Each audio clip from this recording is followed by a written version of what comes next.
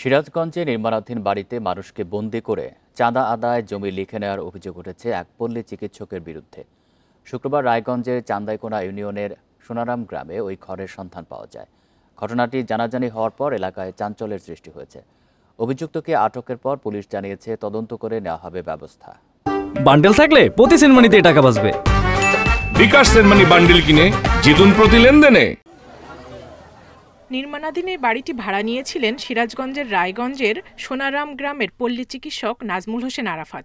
এখানে একটি ঘরে সুড়ঙ্গ দেখতে শুক্রবার ভিড় করে উৎসুক জনতা। বৃহস্পতিবার দিবাগত রাতে এই সুড়ঙ্গ দিয়ে 6 মাসের বন্দিদশা থেকে মুক্ত হন বলে দাবি গৃহবধূ শিল্পী খাতুনের। অনেকক্ষণ রাখছে, কবার পর মনে খালি অজ্ঞান হয়ে রাখছে। আমি অজয় জ্ঞান ফিরছি, কিছুক্ষণ পরে আবার অজ্ঞান হচ্ছে। হওয়ার পরে 1 মাস পর এই জায়গা নিয়ে এসে আয়না অজ্ঞান অবস্থার পরে দেখি আমার হাত বান্ধা, মুহি স্টেপ দেওয়া। শিল্পী খাতুনের সঙ্গে আব্দুল জব্বার নামে আরও একজন বন্দিও মুক্ত হয়েছেন।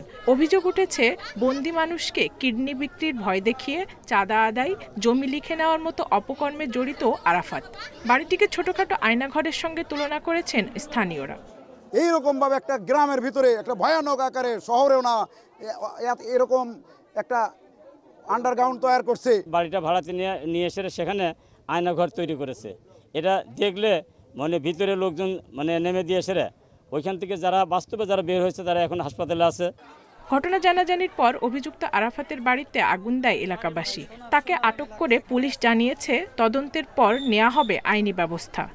এখানে আমরা যে আলামতগুলো দেখেছি, আলামতগুলো যদি অক্ষত রাখার জন্য আমরা সকলকে নির্দেশনা দিয়েছি এবং এখানে আইনি পদ্ধতিতে যথাযথ বিচার প্রক্রিয়া সম্পন্ন করার জন্য আমাদের দিক থেকে আমরা সর্বোচ্চ চেষ্টা করব। প্রধানতম আসামি যে আরাফাত, নাজমুল হাসান আরাফাত, তাকে আমরা গ্রেপ্তার করেছি। তার বিরুদ্ধে ইতিমধ্যে থানায় আইনগত ব্যবস্থা প্রক্রিয়াধীন রয়েছে। গত বছরের 8 নভেম্বর নিখোঁজ হন আব্দুল জব্বার। 4 দিন পর থানায় জিডি করে পরিবার। মুক্ত হওয়ার পর তাকে চিকিৎসার জন্য বগুড়া নিয়ে যাওয়া হয়। Independent news.